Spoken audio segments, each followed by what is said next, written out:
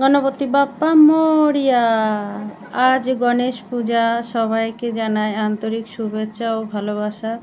তো দেখেন গণেশ ঠাকুর চলে এসছে, এখান দিয়ে আমাদের এই কোয়ার্টারের সামনে দিয়ে ঘুরিয়ে নিয়ে যাচ্ছে। এটা আমাদের হসপিটালের পুজো, তো সেই জন্যই যে ঠাকুর নিয়ে আসছে। এখন হসপিটালের ভেতরে নিয়ে আসলো, গেটে এখানে একটু দাঁড় করিয়েছিল, এখন ভেতরে নিয়ে যাচ্ছে।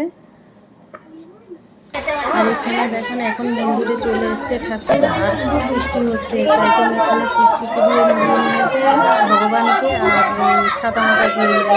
তো এখন মন্দিরে ঢুকিয়ে নিয়ে আসছে, এই যে এখানে বসানো হবে। আর জায়গাটা খুব সুন্দর সাজিয়েছে, মন্দিরে চলে এসছে,